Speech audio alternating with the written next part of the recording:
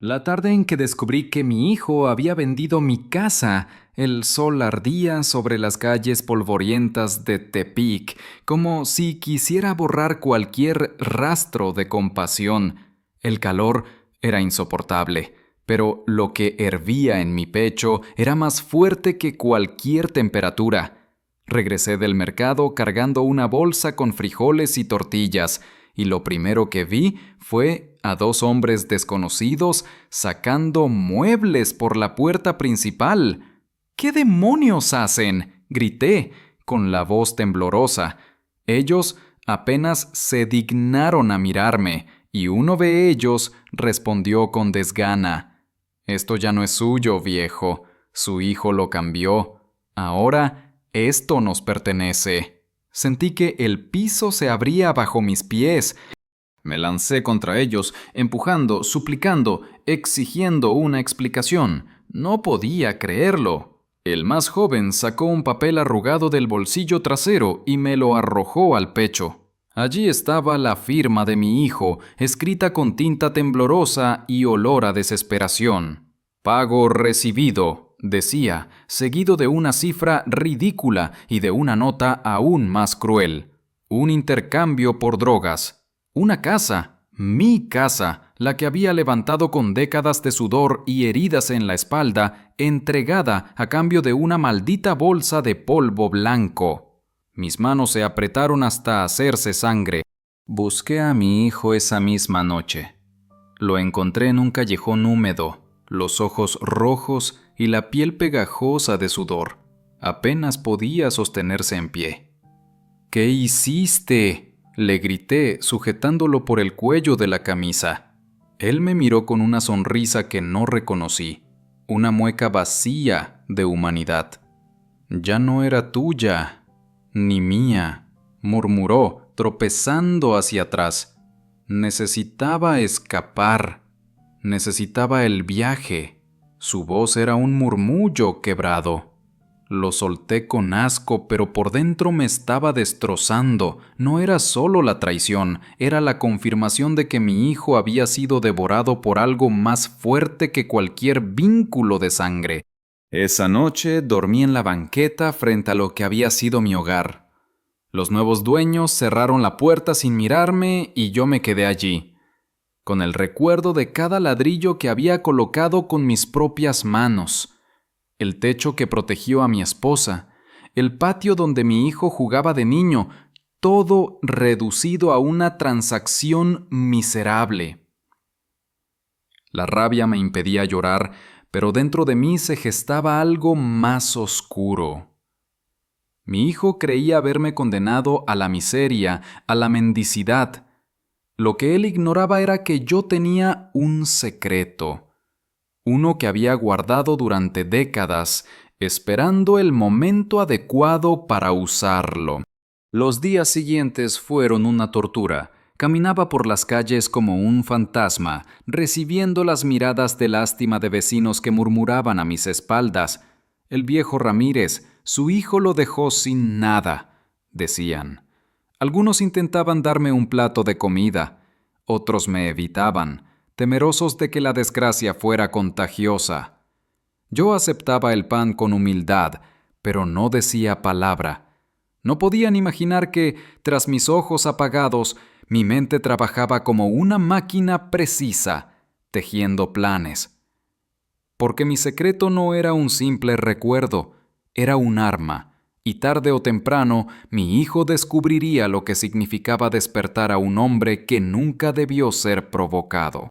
Recordaba las noches en que trabajaba doble turno en la construcción, los dedos sangrando por el cemento, las costillas adoloridas por cargar bloques.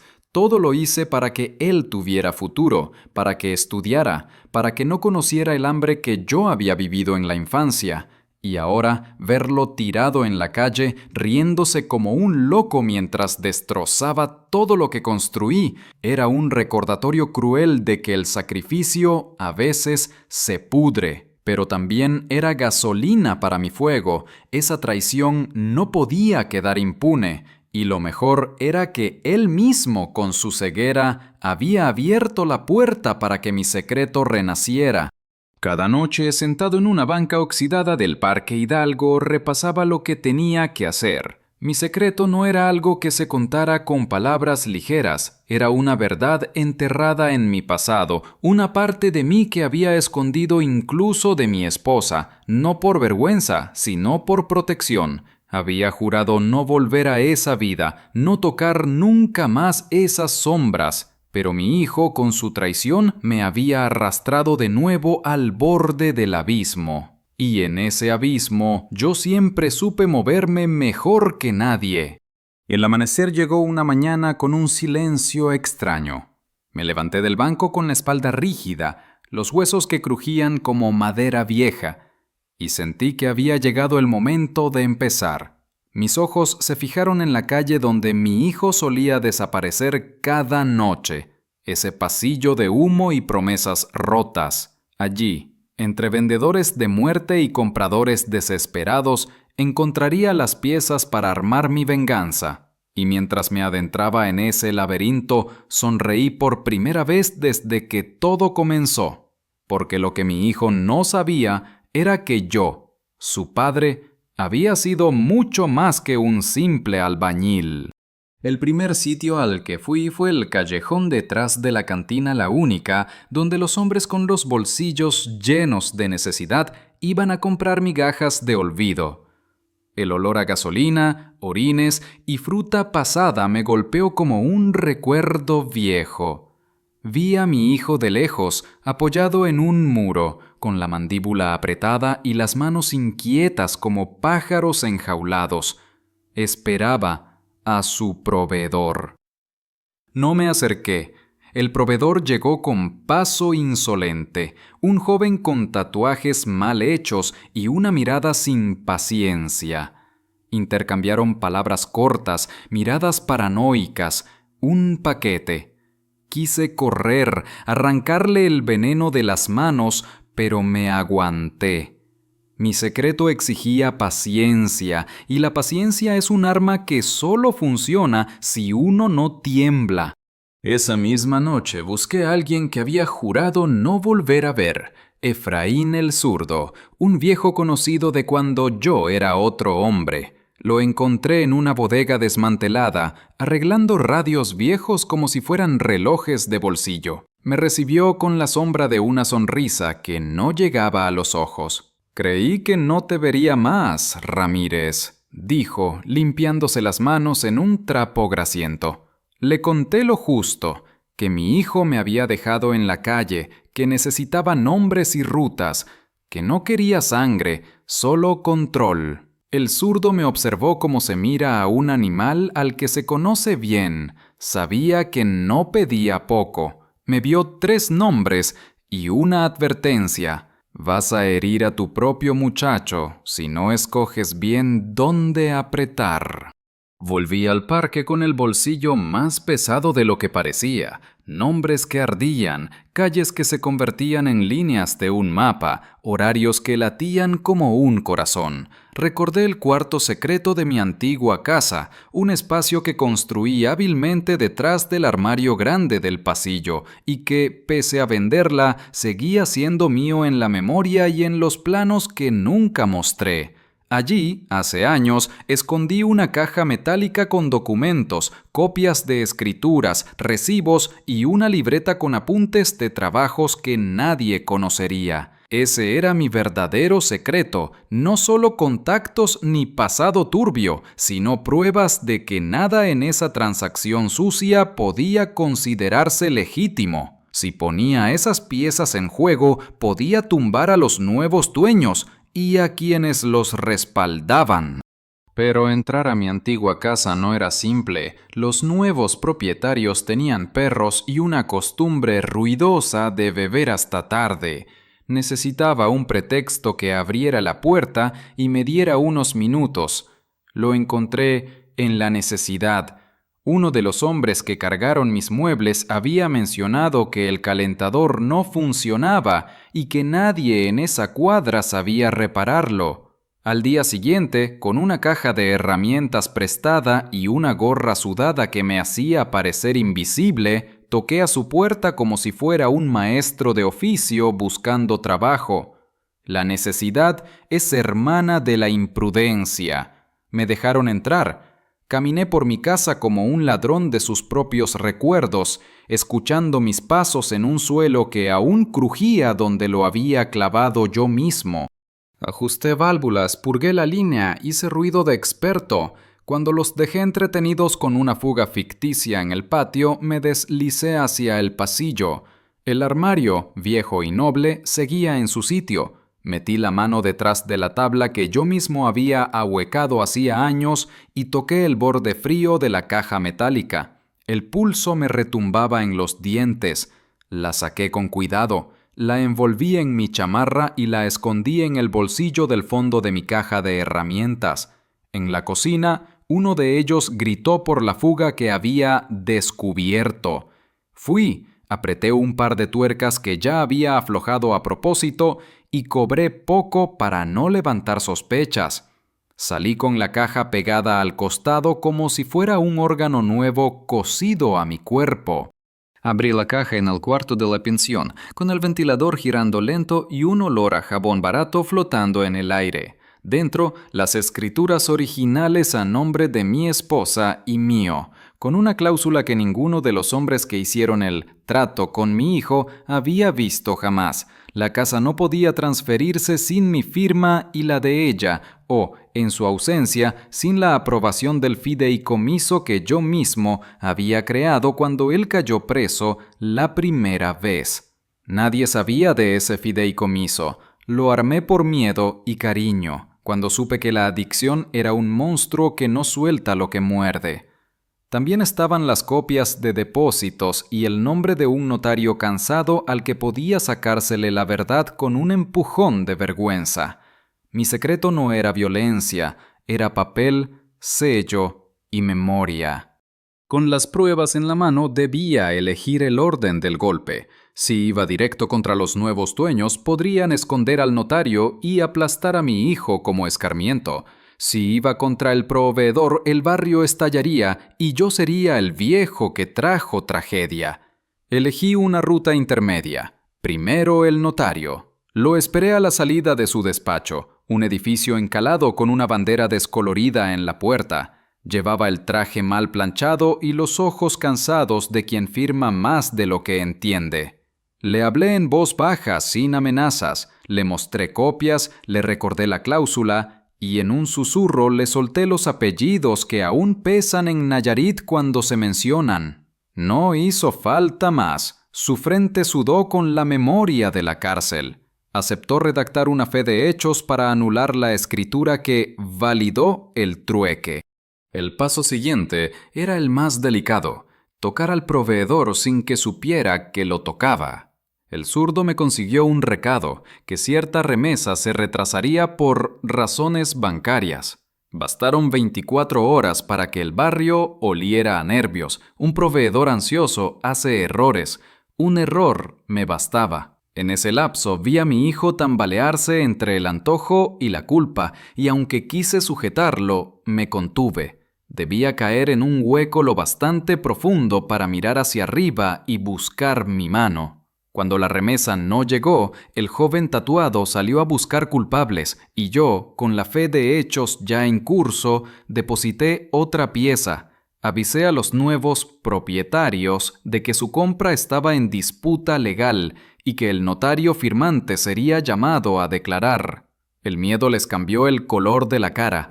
El barrio se llenó de murmullos, como si todos mascanearan la misma piedra amarga. Esa noche mi hijo vino a la pensión, sucio y tembloroso. Se quedó de pie en la puerta como un niño que ha olvidado la llave de la casa. «Papá», dijo, y me mordí la lengua para no abrazarlo. Dijo que todo estaba raro, que el proveedor estaba furioso, que los que vivían en nuestra casa hablaban de demandas y que lo acusaban a él de haberlos metido en problemas. Lo escuché con un silencio duro. Sentí compasión y rabia como dos animales peleando en mi pecho. Le ofrecí agua, le extendí una silla. No le hablé del fideicomiso, ni del notario, ni del zurdo. Solo le dije: «Cuando tocas el fondo, o te quedas ahí o empujas con los pies». Se quedó mirándome, sin comprender todavía que el fondo no era el castigo, sino el umbral de mi plan. A la mañana siguiente la ciudad olía a aguacero y a papel húmedo. El notario llamó para confirmar que había presentado la fe de hechos. El intercambio carecía de validez y la propiedad quedaba en suspensión, como un barco detenido en mitad del río. Los nuevos dueños empezaron a empacar sin admitirlo, mascando amenazas huecas. El proveedor, desesperado por su remesa, pidió garantías a mi hijo. Lo vi en la esquina, con los nudillos blancos. Fue entonces cuando moví la última pieza de esta etapa. Dejé una copia de la fe de hechos en el buzón de la casa y otra en el puesto de periódicos del barrio, donde todo rumor se convierte en pregón. Quería que el barrio supiera que en la casa del viejo Ramírez no mandaba la droga ni el miedo, sino la letra escrita cuando se escribe para proteger lo que se ama. Mi hijo aún no entendía el alcance, pero el tablero ya había cambiado, y yo, por primera vez en semanas, respiré sin que me doliera el aire.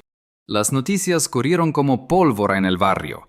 En cada esquina, en cada puesto de tacos, alguien murmuraba que la venta de mi casa había sido un fraude, que el notario estaba en aprietos y que los nuevos dueños no eran más que payasos en un circo de papeles falsos.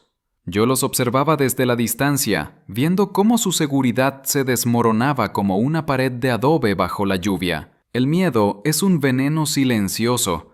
Entra por los ojos y acaba pudriendo el corazón. Lo vi en ellos cuando comenzaron a cargar sus cosas apresuradamente, cuando ya no organizaban fiestas ruidosas en el patio, cuando las cortinas permanecían cerradas incluso al mediodía. Pero la otra cara de la moneda era más peligrosa. El proveedor de mi hijo, con el tatuaje torcido en el cuello y los ojos inyectados en rabia, buscaba culpables, y los encontró rápido: mi hijo. En un barrio como el nuestro, cuando algo falla, el eslabón más débil paga por todos. Lo vi una noche, acorralado en la esquina de la cantina, con dos tipos sujetándolo por los hombros, mientras el proveedor le gritaba en la cara. Mi hijo temblaba como un perro bajo la tormenta. Yo estaba cerca, escondido en las sombras, y tuve que morderme la lengua para no salir corriendo a golpear a esos chacales. Pero si intervenía demasiado pronto, todo mi plan se vendría abajo. Esa misma madrugada, mi hijo apareció en la pensión. Sus manos aún temblaban, sus ojos parecían dos pozos oscuros llenos de miedo.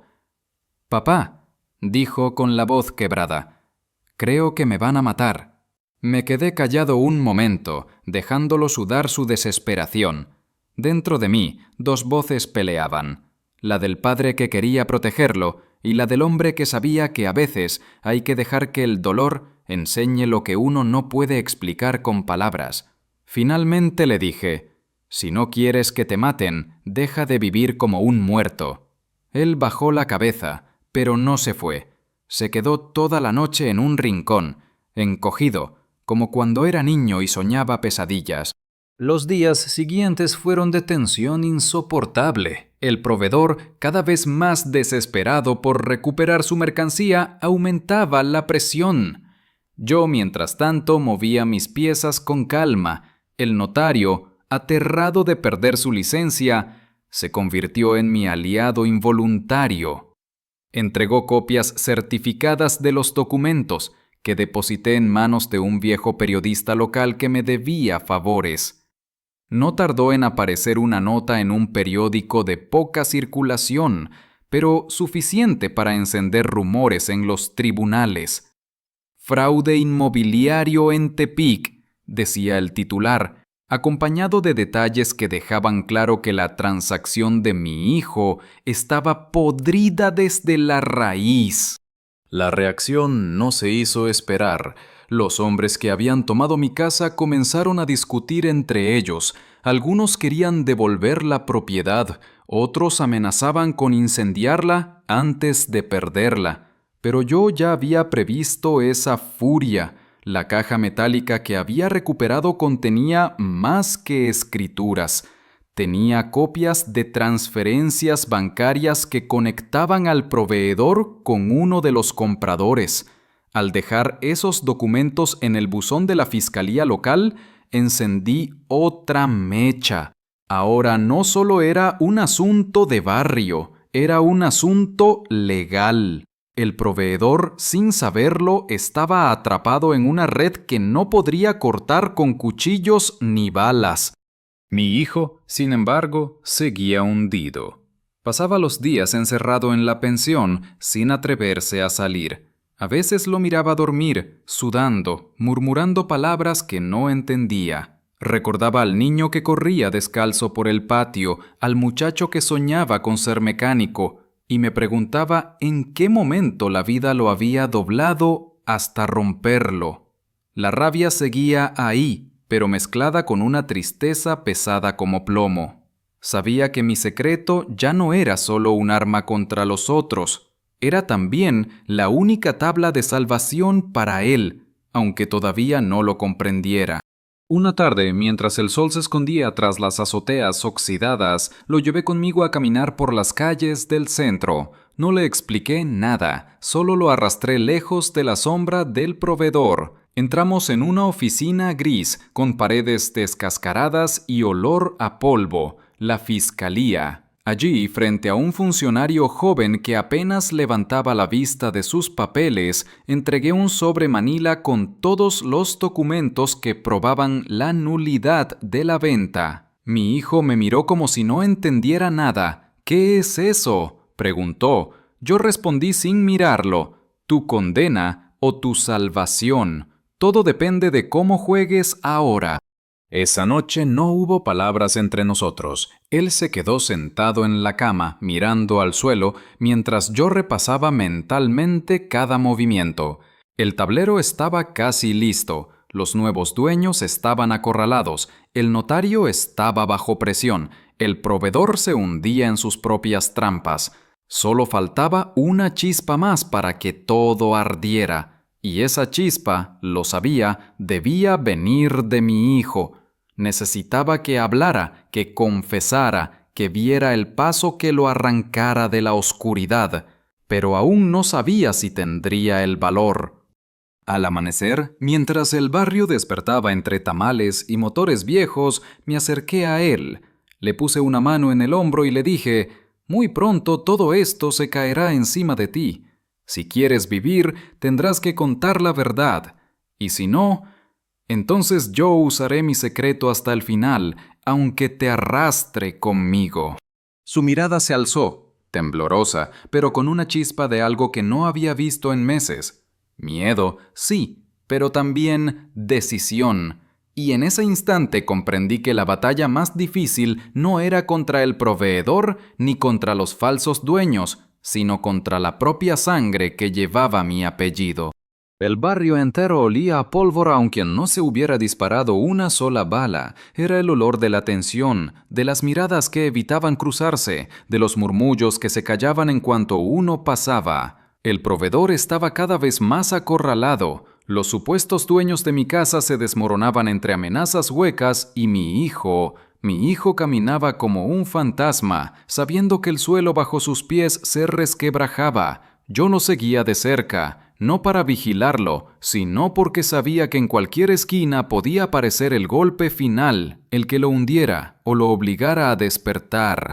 Una noche el silencio se rompió. 3 camionetas viejas entraron rugiendo en la colonia. Los perros ladraban como locos y la gente se escondía tras las cortinas. Era el proveedor y sus hombres. Venían a cobrar cuentas, a demostrar que todavía mandaban. Yo lo vi desde la sombra de un callejón, con el corazón latiendo como un tambor en mi pecho. Mi hijo estaba sentado en una banca, demasiado perdido para darse cuenta de que la tormenta venía hacia él. El proveedor lo tomó del cuello y lo alzó como si fuera un muñeco. «Tú me debes, cabrón», gritó, «y alguien va a pagar hoy». Quise correr, gritar, arrancar a mi hijo de esas manos, pero me contuve. Mi secreto no era la violencia abierta, era la trampa, la red invisible que atrapa al pez antes de que se dé cuenta. Y aquella noche la red estaba lista. Desde la otra esquina, patrullas aparecieron de golpe, como si hubieran estado esperando la señal. No fue casualidad. La carpeta que dejé en la fiscalía había llegado a los oídos correctos. Los hombres del proveedor intentaron huir, pero la colonia se cerró sobre ellos. Mi hijo cayó al suelo, tosiendo, mientras los policías repartían gritos y esposas. El proveedor me vio entre la multitud y me reconoció. Sus ojos ardieron con odio y supe que si salía de esa, vendría directo por mí. Los supuestos dueños de mi casa no tardaron en abandonar el barco. Apenas vieron que el proveedor estaba en problemas, sacaron sus pertenencias en bolsas negras y desaparecieron sin mirar atrás. La casa quedó vacía, otra vez muda, como si esperara mi regreso. Pero no podía correr a abrazarla todavía. La batalla no estaba ganada. El proveedor tenía contactos, y un hombre como él no se quedaba en la cárcel mucho tiempo. Lo sabía porque yo, en otra vida, había visto a muchos como él entrar y salir, siempre más rabiosos, siempre más peligrosos. Mi hijo, después de esa noche, cambió algo en sus ojos. Ya no eran solo miedo y derrota. Había una chispa de vergüenza, de comprensión. Me buscó en la pensión, con la voz ronca. «Papá, ¿fuiste tú? ¿Tú moviste todo esto?» Lo miré largo rato, sin responder. Sabía que la respuesta podía romperlo más que el silencio. Pero entonces recordé la tumba de su madre, la promesa que le hice de no dejar que nuestro hijo se perdiera del todo. Suspiré y dije, «Sí, yo lo hice. Y no lo hice para salvarte, lo hice para devolverte lo que nunca debiste perder. Un hogar». Él bajó la cabeza y lloró como no lo había visto llorar desde niño. No lo abracé. Me quedé quieto, dejando que el peso de sus lágrimas hiciera lo que mis palabras no podían. Porque todavía quedaba lo más duro, decirle mi secreto completo, la parte de mí que él nunca conoció. Esa noche, mientras el ventilador zumbaba en la oscuridad de la pensión, le conté que antes de ser albañil, antes de casarme con su madre, fui parte de una red que movía dinero, terrenos y favores, que aprendí a esconder, a falsificar, a manipular papeles como si fueran cartas de un mazo, que mi vida fue doble durante años hasta que decidí cortar con todo para darle a él una vida limpia. Pero tú, le dije con la voz seca, me obligaste a volver a esas sombras. Y ahora entiendes por qué nunca debiste abrir esa puerta. Mi hijo me miró con los ojos rojos, como si le costara reconocerme.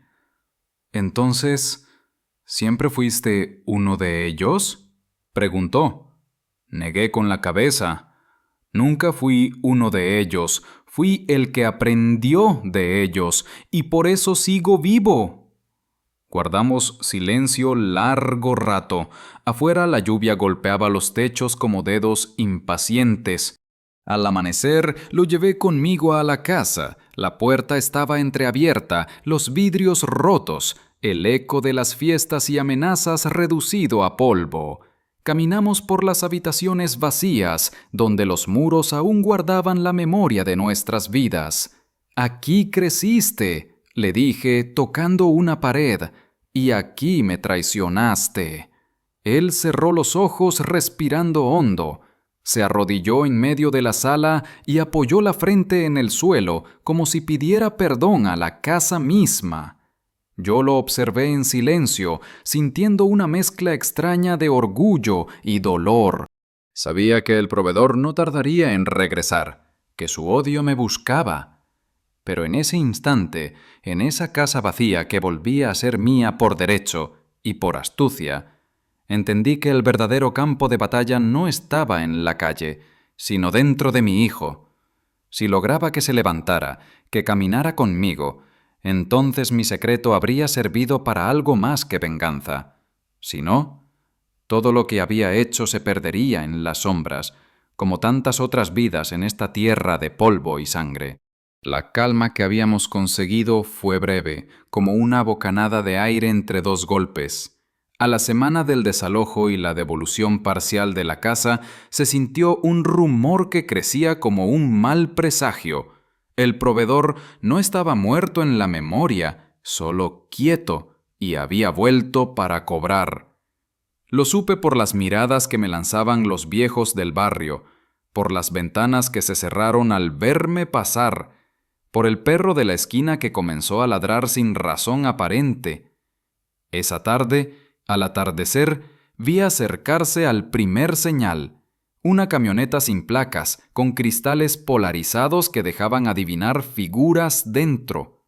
El nudo en la garganta me recordó que la guerra no había acabado. Salí a la calle con la cautela de un hombre que ha aprendido a leer la ciudad como quien lee pieles, por los ruidos, por los gestos, por los silencios. Vi al proveedor bajar de la camioneta con sus hombres como una sombra que se estira al caer la tarde. Iba acompañado de dos tipos grandes, de mirada dura y manos que no temblaban. Cruzaron la calle con paso decidido y el barrio pareció contener el aliento. Pasaron por la casa, la miraron, rieron con desprecio y luego alguien, más listo o más cobarde, dibujó una X con tiza en la puerta principal. Un mensaje claro: la cuenta no estaba saldada. Sentí que la sangre me palpitaba en las sienes. No quise que mi hijo los viera primero. Entré en la casa antes que ellos, oliendo los rastros de su presencia reciente como un ladrón de memorias. Encendí la luz del cuarto que había sido mío y escondí, con manos que no dejaban de temblar, un par de cosas que podrían servir si la violencia se volvía inevitable. Una linterna, una vieja escopeta de cartuchos que había guardado para la caza y que, aunque oxidada, tenía peso y decisión. No me sentía orgulloso de retomarla, pero la misma ciudad que había moldeado mis manos me había enseñado que a veces la ley de la vida exige defender lo tuyo con lo que tengas.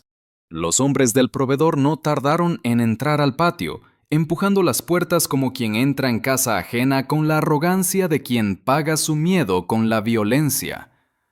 Uno de ellos, el tatuado en el cuello, se acercó al huerto y arrancó unas macetas con furia. Mi sangre se heló cuando escuché a mi hijo detrás de mí, temblando, preguntando qué hacían. Salí a la estancia con la escopeta escondida bajo la chaqueta y les hablé con voz firme, sin dejar que el miedo me comiera la lengua. Se van de mi barrio. Esto no es con ustedes. El tatuado rió y dio un paso al frente, como si quisiera que todo se resolviera en un golpe. El primero en moverse fue el hombre grande, el que parecía disfrutar la intimidación.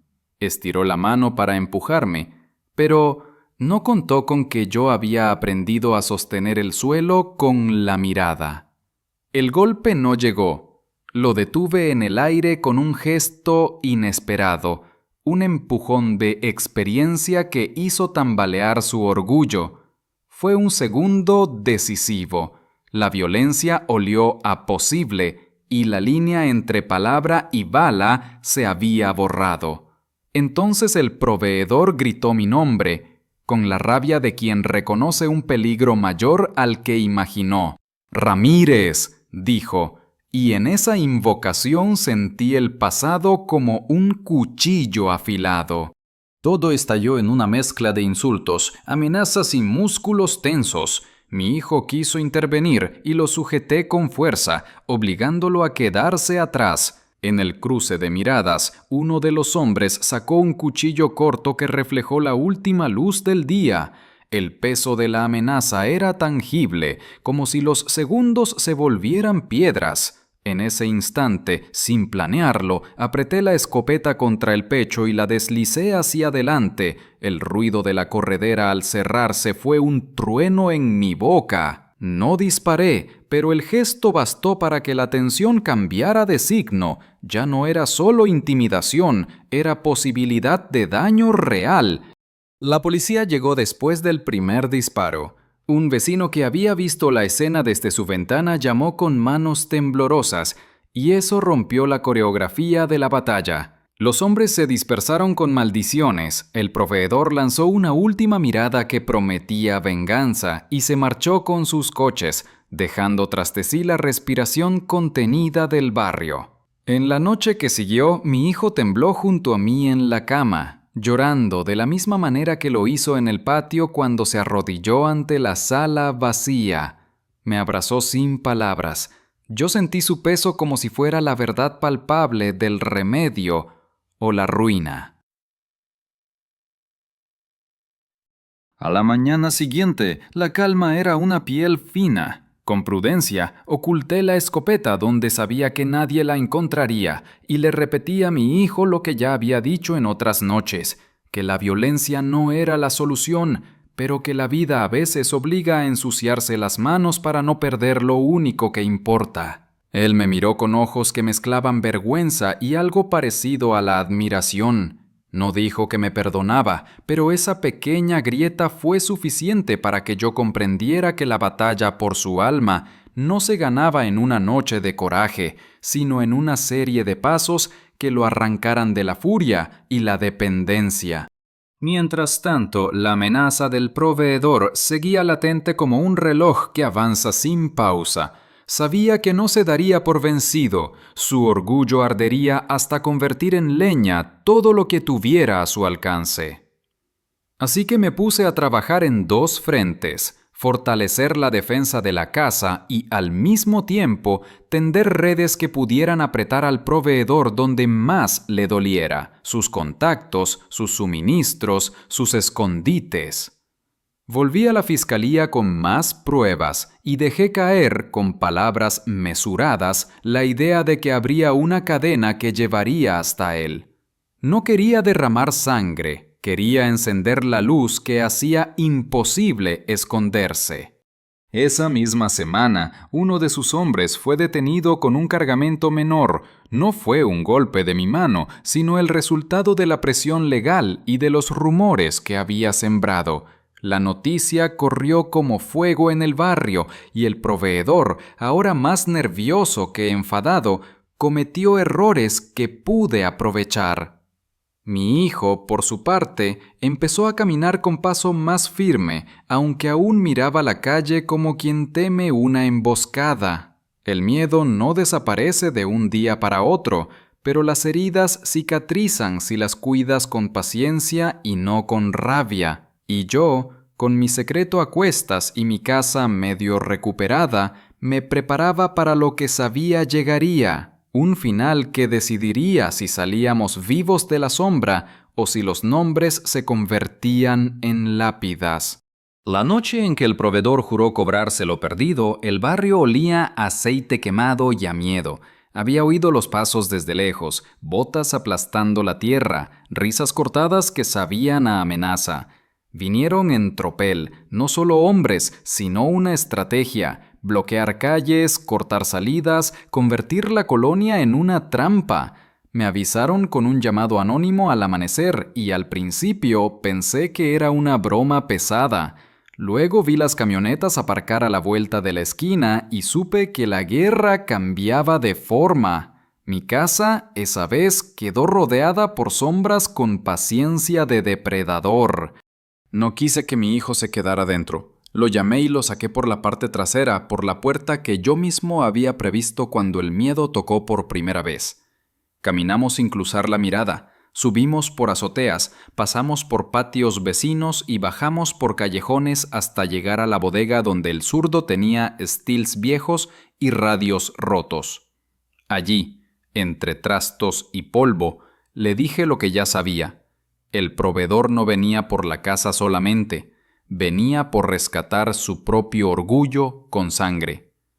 Sus ojos se encendieron en furia, y por un momento vi al joven que fue, listo para saltar a la pelea. Lo detuve. «Si ahora peleas, nos hundes a los dos», le dije.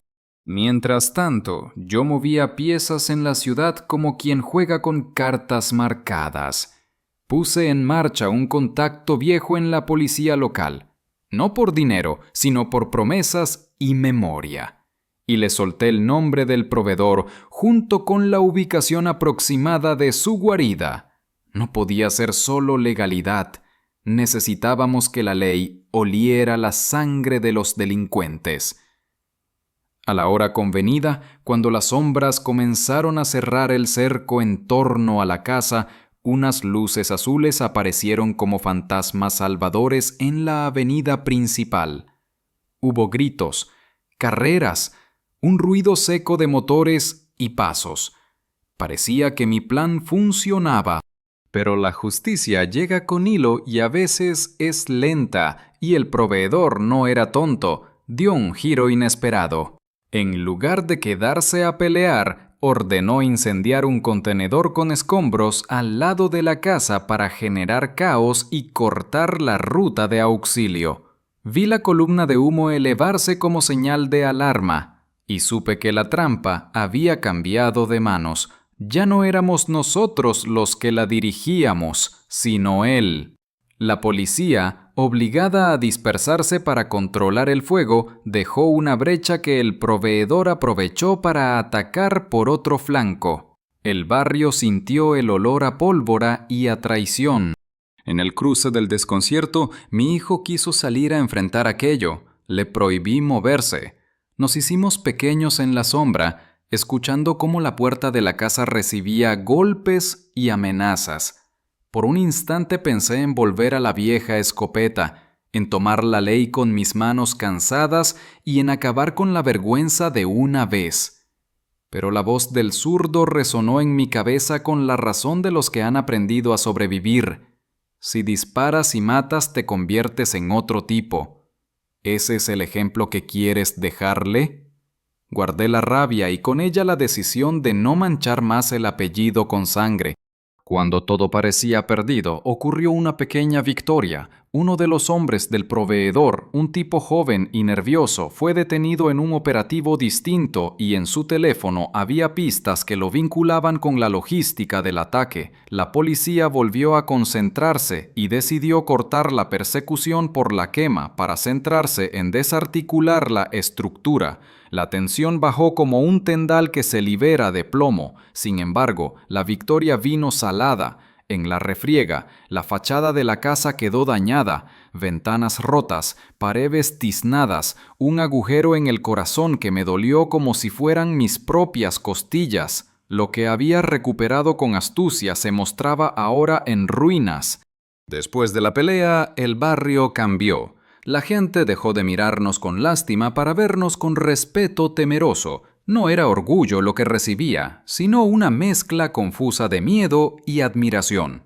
Mi hijo en los días siguientes comenzó a moverse con una timidez nueva, como quien intenta pararse en terreno que no conoce, y poco a poco aceptó hablar con la policía, a declarar, a colaborar. Eso fue el verdadero punto de inflexión. Ya no era solo el plan de un viejo con un secreto, era la reconstrucción de alguien dispuesto a pagar lo que debía por haberlo perdido todo.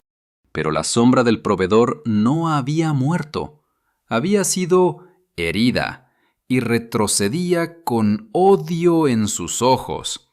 El proveedor salió del margen por un tiempo a recomponer sus redes y la calma llegó como una tregua. En esas semanas trabajé con mi hijo en la casa, limpiando, pegando, remendando lo roto. Cada azulejo que pegábamos era una conversación forzada, a veces un reproche, otras un llanto.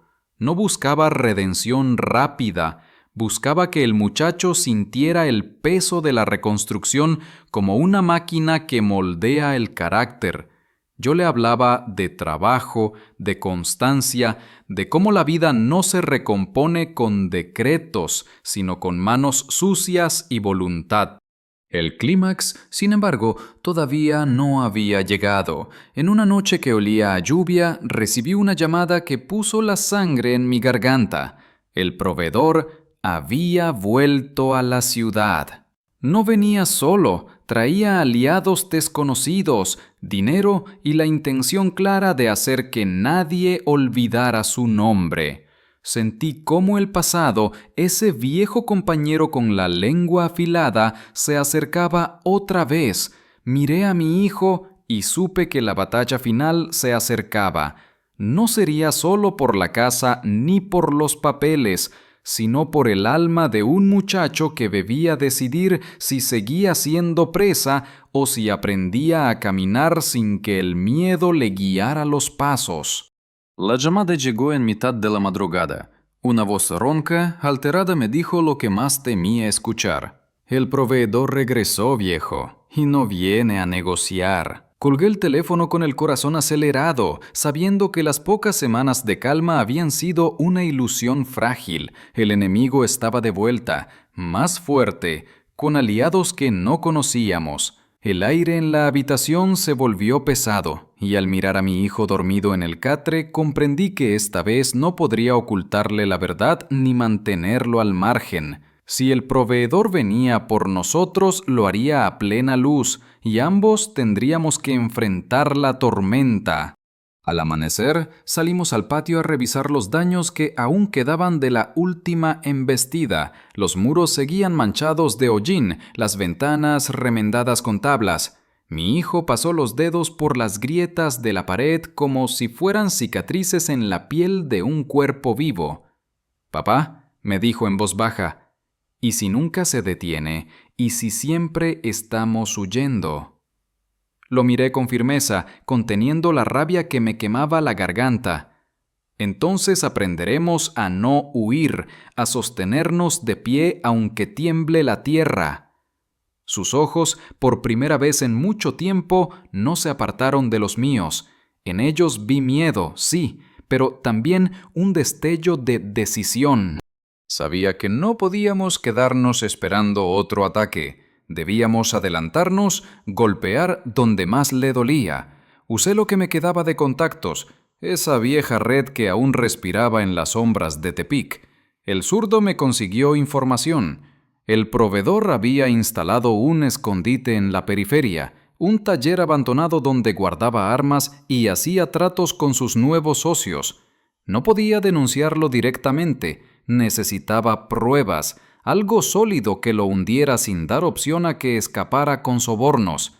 Así que armé un plan. Entraríamos al taller, recogeríamos lo necesario y lo pondríamos en manos de quienes aún estaban dispuestos a escuchar la verdad. Mi hijo se ofreció a acompañarme y por primera vez no lo rechacé.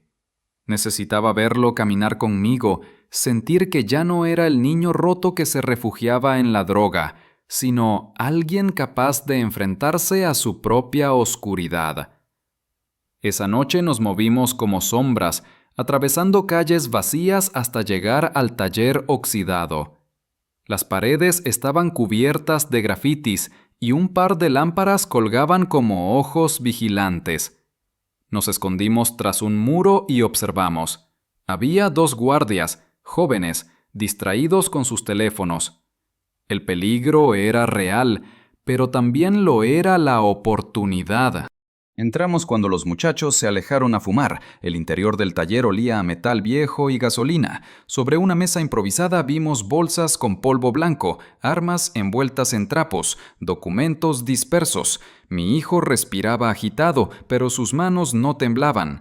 Tomamos fotografías con el celular, rápido, sin detenernos demasiado. Cada imagen era un golpe directo al orgullo del proveedor, pruebas que podían hundirlo si llegaban al lugar correcto. Estábamos a punto de irnos cuando escuchamos pasos y voces acercándose. El tiempo se nos acababa. Me escondí detrás de una estantería, empujando a mi hijo conmigo. Los hombres entraron hablando de negocios, mencionando nombres de policías vendidos, de rutas seguras. Cada palabra era dinamita. Grabé un fragmento con el celular, conteniendo la respiración para que no se notara. Cuando al fin salieron, escapamos por la parte trasera del taller, corriendo entre escombros hasta perderlos de vista. Mi hijo reía nervioso, una risa rota, mezcla de miedo y euforia. «Lo logramos, papá», susurró. Yo asentí, pero por dentro sabía que aquello apenas era el inicio. De vuelta en la casa, revisamos el material. Eran pruebas contundentes, droga, armas, nombres, rutas, suficiente para que la fiscalía no pudiera ignorarlo, aunque el proveedor moviera hilos. Pero con cada paso que dábamos, también crecían los riesgos. Mi hijo me miró, serio, y preguntó: ¿y si vienen por nosotros antes de que esto llegue a las manos correctas? Lo abracé por primera vez en mucho tiempo. Entonces nos encontrarán de pie, no arrastrándonos. Esa misma madrugada llevé las pruebas al periodista que me debía favores. No aceptó dinero, pero me miró con miedo. Sabía que publicar aquello era como abrir la jaula de un tigre hambriento. Le dije: no es una historia, es la vida de mi hijo y la mía. Si callas, nos entierras. Si hablas, puedes salvarnos. Guardó silencio, pero al final tomó el sobre. Cuando salí de su oficina, el cielo comenzaba a clarear y por primera vez sentí que la ciudad respiraba distinto. Pero también sabía que el proveedor, al descubrir la traición, no se quedaría de brazos cruzados. El golpe final estaba en camino, y esta vez no habría escondites ni treguas. La batalla que se avecinaba decidiría si la casa, mi sangre y mi nombre sobrevivían, o si todo terminaría reducido a cenizas. El artículo salió a la luz al amanecer como una bomba fría. Fotocopias, fotos borrosas de bolsas de polvo, armas viejas, nombres de rutas y la sombra de policías mencionados en conversaciones grabadas. La prensa local, hambrienta de escándalo, no tardó en convertirlo en noticia principal. La gente del barrio lo comentaba en voz baja junto a los puestos de tamales, y las autoridades, por primera vez, no pudieron fingir sorpresa. Sentí una mezcla de alivio y vértigo. Era lo que necesitábamos, pero ya no era un juego controlado por mis manos. Habíamos volcado agua en un fuego que podía arder más allá de lo previsto. Mi hijo y yo vimos la nota en la ventana del expendio, pegada con cinta, y sus manos se cerraron alrededor del periódico como si sostuviera un salvavidas y una piedra a la vez. La reacción del proveedor no se hizo esperar.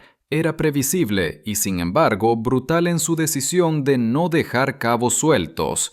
Aquella misma tarde comenzaron a circular mensajes intimidatorios, llamadas sin voz, motos que pasaban lento por la calle de noche, ventanas que se abrían una fracción cuando alguien tocaba el timbre. En uno de los mensajes, un sobre con una foto mía y la frase «Sabemos dónde vives» fue depositado bajo la puerta de la casa. Fue el aviso que confirmó que la guerra había escalado de rumor a amenaza directa. Sentí el viejo instinto que me había salvado tantas veces, movernos antes de que nos movieran a nosotros. No podíamos esperar a que la fiscalía actuara. La burocracia en este país es un monstruo lento. Tomé la decisión de adelantarnos. Contacté a 2 policías honestos que conocía de antaño y les pedí patrullajes frecuentes, no como protección oficial, sino como razón para que ojos adicionales vigilaran las calles. Paralelamente, arreglé un sistema de alarmas improvisado con timbres, cuerdas tensadas y un par de luces viejas que alumbrarían el patio si alguien intentaba acercarse de noche. Era poco, quizás patético, pero a veces las cosas pequeñas detienen a aquellos que confían en la impunidad. Mientras tanto, mi hijo limpió el sótano y lo convirtió en refugio temporal. Mantas, agua, una linterna extra. No me gustó verlo preparar su propio escondite, pero lo entendí. La adultez llega cuando uno aprende a anticipar el peligro. El proveedor decidió atacar a la hora más cruda, cuando la ciudad parece dormida pero los demonios despiertan. Una madrugada las sombras se movieron en grupo hacia la casa. Escuché el crujir de hojas bajo botas y el murmullo coordinado de voces. Salté de la cama y sin hacer ruido empujé a mi hijo hacia el sótano y cerré la puerta con una cadena que había colocado horas antes. Su respiración fue un latido cercano, tembloroso. Subí a la sala con la linterna en la mano, el pulso en la garganta. Ellos golpearon la puerta principal con violencia, gritando amenazas, rompiendo cerrojos como quien pretende llevarse una fortuna. Mi mano buscó algo más que la linterna. La vieja escopeta, aunque oxidada, tenía la autoridad de la desesperación. La cogí con respeto y con la certeza amarga de que si tiraba del gatillo ya no habría retorno. La entrada fue un caos de gritos, madera astillada y luces que cortaban la oscuridad. Uno de los hombres entró y su presencia llenó el salón con olor a sudor y gas. Me quedé inmóvil hasta que estuvo a 2 pasos. Entonces, con voz firme, le dije que se marcharan y que no buscaban lo que creían buscar. Él me miró como a un viejo que contaba cuentos para niños. Sacó un cuchillo largo y lo dejó brillar en la penumbra. No pensé en dignidad ni en leyes. Actué. Cerré la escopeta, apunté al suelo detrás de él y apreté el gatillo solo para asustar, no para matar. Y el estruendo rompió el silencio de la noche como un trueno. El hombre rodó por un instinto violento, la sangre brotó en un corte en su pierna y sus compañeros, confundidos y furiosos, dudaron un segundo que fue suficiente. Afuera se oyó el claxon de una patrulla. No fue por casualidad. Los policías a los que había pedido vigilancia habían visto movimiento y aparecido en la calle. El proveedor maldijo y llamó órdenes. Algunos huyeron, otros resistieron.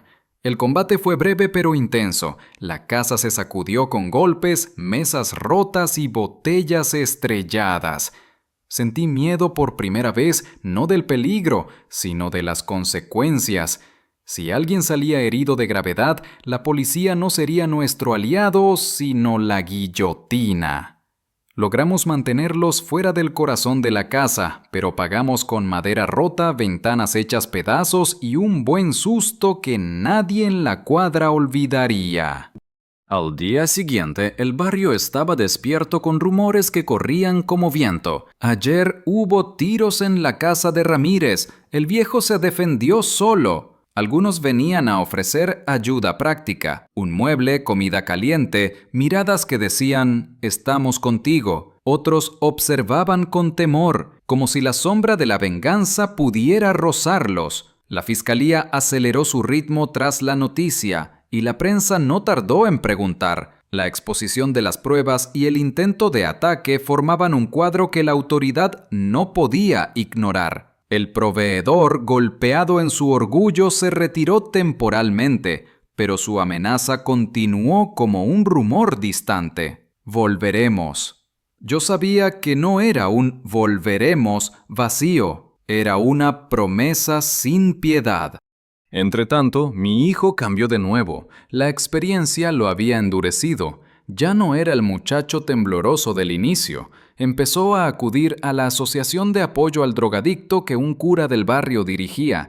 Escuchaba relatos, compartía silencios y a ratos lloraba limpiamente.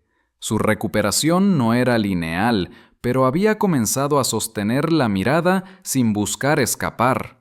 Para mí fue una victoria inesperada. La casa podía perderse otra vez, las paredes podían quebrarse, pero ver que su voluntad luchaba por permanecer fue la deuda que me quitó del pecho.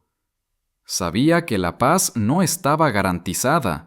Sabía que por cada paso que diera mi hijo hacia la luz, el proveedor podría intentar arrastrarlo de nuevo hacia el abismo. Y mientras lo veía barrer el patio con manos torpes, supe que lo que estaba en juego no era solo la casa, Era el alma de un hombre que todavía llevaba mi sangre. La tregua duró lo justo para que el barrio volviera a intentar respirar. Los días eran una mezcla de rutina y sobresalto. Por la mañana las abuelas barrían frente a sus puertas y por la noche las sombras se movían con ojos atentos. Mi hijo comenzó a ir más seguido a la asociación del cura. Era un gesto pequeño pero feroz, una costura en la piel abierta de su vida. Yo me ocupaba de la casa, de las ventanas, de las pequeñas reparaciones, como si reparar el techo fuera también reparar la honra. A veces nos sentábamos en silencio en el portal y contábamos las horas sin palabras, y en esos silencios encontrábamos algo parecido a una paz provisional. Sabía que no era suficiente, pero era lo que teníamos. Una semana después del ataque, recibí una llamada que me heló la sangre. Era la madre de un viejo amigo, con la voz rota. «Han visto a tu hijo cerca del muelle. Dicen que lo han subido a una camioneta», balbuceó. El mundo se me encogió en un segundo. Corrí hasta la asociación, pregunté a los que lo habían visto salir la noche anterior y las piezas empezaron a encajar torpemente. Un mensaje en su teléfono, una llamada que no contestó, la presencia de desconocidos merodeando a la hora en que él salía. Todo olía a trampa. Mi primer instinto fue ir solo, disparar la escopeta sin avisar a nadie y traerlo de vuelta por la fuerza. Pero aquel viejo aprendizaje que me salvó una vida me frenó. Si me dejaba llevar por el instinto, podía empeorar todo. Llamé al zurdo y al periodista. El primero fue rápido en moverse y el segundo abrió una red de voces que llegaron a la policía honesta que me apoyaba. Mientras tanto, empecé a rastrear pasos, la última dirección conocida, la ruta que a mi hijo le gustaba tomar para evitar multitudes, el bar donde recibía llamadas. Seguía pistas fracturadas, conversaciones cortadas, y en cada esquina sentía la presencia de quienes no perdonan. Mis manos temblaban, pero la rabia era ahora una herramienta fría. La canalicé en buscar y atar cabos. No podía perderlo, no después de todo lo que habíamos salvado. Al tercer día, una vecina llamó para avisarme de que habían visto una camioneta sin placas cerca de un viejo almacén en las afueras. No era una pista segura, pero era un hilo. Fui con 2 hombres del barrio que no me fallaban, el güero y doña Chabela, la que vendía tortillas, que tenía ojos como radares. El almacén olía a hierro y humedad. La puerta principal estaba cerrada con candado, pero tras una ventana rota vimos movimiento. Me acerqué con el corazón en la boca y sentí que el tiempo se ralentizaba. No había certezas, solo la convicción de que, si mi hijo estaba allí dentro, cada segundo contaba. Entramos como se entra cuando no hay otro remedio, con sigilo, con ruido medido, con un plan que se improvisa sobre la marcha. Al abrir una puerta lateral, nos topamos con un cuarto donde varias figuras dormían o fingían dormir. En una esquina, atado con sogas, estaba mi hijo. Su rostro marcado por golpes recientes, los ojos vidriosos pero vivos. Sentí que el suelo se me iba. No hubo palabras, me lancé sobre los que quedaban despiertos y, con la ayuda de mis 2 vecinos, los redujimos antes de que pudieran reaccionar. Fue una pelea sucia, corta, de puños y ruidos quebrados, donde cada segundo parecía una eternidad. Cuando por fin soltaron las sogas, mi hijo abrazó mi cuello como un náufrago que al fin encuentra el borde del bote. Lo llevé a la casa tambaleando. Su respiración era un caballo que todavía corría. Le di agua, le limpié la sangre con manos que no querían temblar, y en su boca salieron palabras entrecortadas. Fueron por la casa. Dijeron que si no pagaba, me llevaban. Comprendí entonces que la deuda no había sido solo económica. El proveedor lo había usado como moneda de cambio para recuperar su poder. y mi hijo había sido la ficha que pusieron sobre la mesa. La cólera me subió como un fuego antiguo, pero esta vez no la dejé prender sin control. Había que actuar con cabeza fría. Cada paso en falso podría costarnos la vida. Decidí que la respuesta debía ser doble, salvarlo y a la vez destruir la capacidad del proveedor de hacer daño. Así que volví a la fiscalía con los nuevos elementos, nombres de cómplices, ubicaciones donde ataban gente, pruebas de las desapariciones anteriores que un viejo reporte policial escondía en un cajón. Interpuse denuncias formales y a su vez convencí al periodista de publicar un reportaje que no solo mostrara el comercio de drogas, sino también las pruebas de secuestros y extorsión. La presión pública y la acción legal iban a ahogar las rutas del proveedor si las fuerzas correctas se movían con rapidez. No era una solución perfecta, pero era una lanza que apuntaba a su corazón.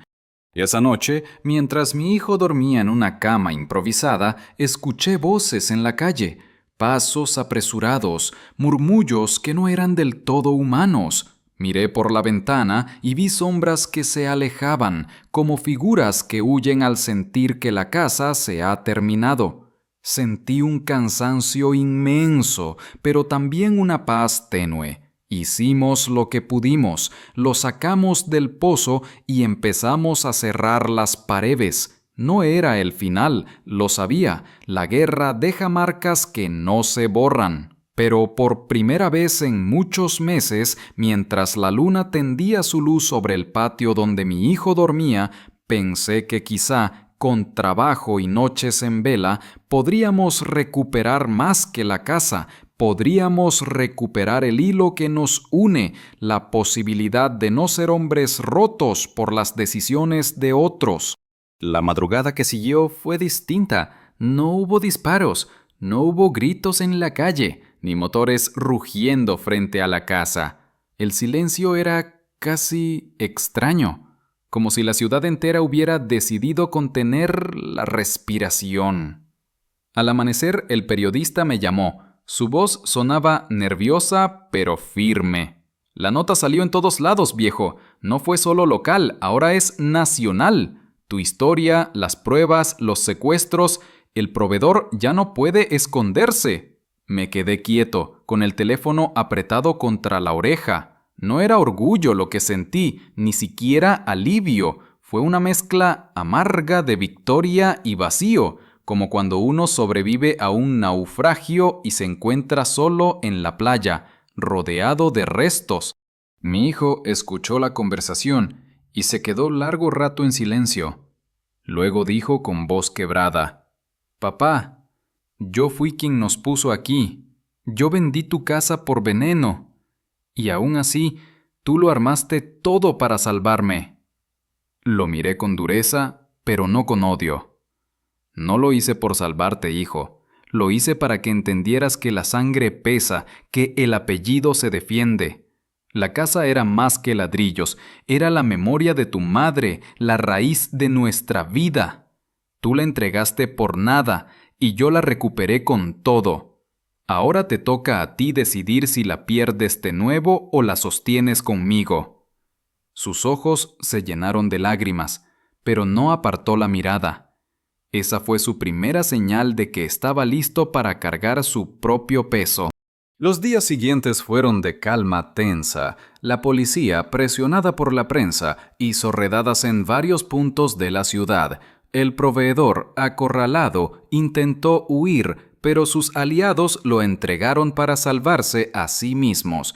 Cuando su nombre salió en televisión esposado, supe que el ciclo había terminado. No me engañaba, otros ocuparían su lugar, siempre ocurre, pero esa figura que nos había perseguido como una sombra estaba fuera del tablero.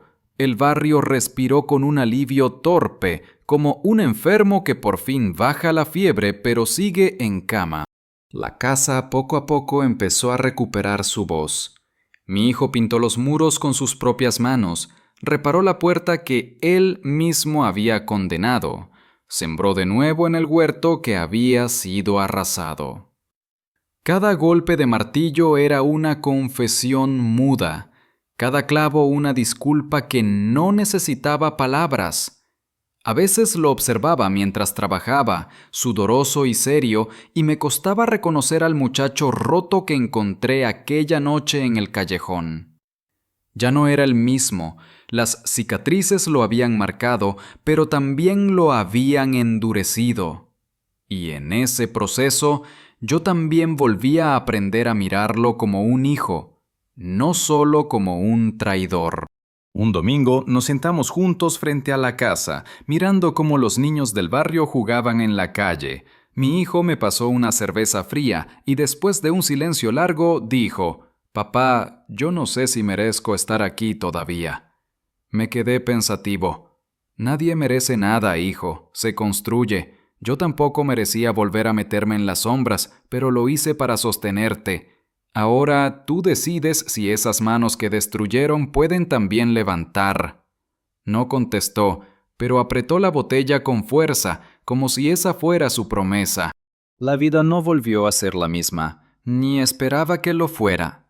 Aprendimos a dormir con un ojo abierto, a escuchar los murmullos de la ciudad con desconfianza.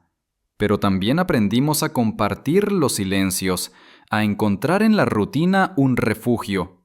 La venganza, esa que juré en la banqueta la noche que mi hijo me echó a la calle, no terminó en sangre ni en balas. Terminó en reconstrucción, en papeles, en verdades expuestas y en la lenta redención de un hijo que había tocado fondo. A veces pienso que mi secreto no fue solo tener documentos escondidos o saber mover piezas en la sombra. Mi verdadero secreto fue haber aprendido que la guerra no siempre se gana destruyendo, sino obligando al otro a mirarse en el espejo. El proveedor cayó porque su propio orgullo lo devoró. Mi hijo se salvó porque lo obligué a ver lo que había hecho y le di la oportunidad de repararlo. Y yo sigo aquí, viejo y cansado, pero de pie. Cuando pasó por el parque donde dormí la primera noche, todavía escucho el eco de mi juramento bajo la lluvia. Ella me dijo que me odiaba, y él me dejó en la calle, pero ninguno sabía cómo me vengaría. Sonrío con amargura, porque la venganza que imaginé era fuego y destrucción, pero la que encontré fue algo distinto. Recuperar lo perdido, enseñar con dolor y levantar lo que parecía muerto. Esa es la victoria más dura, pero también la única que vale.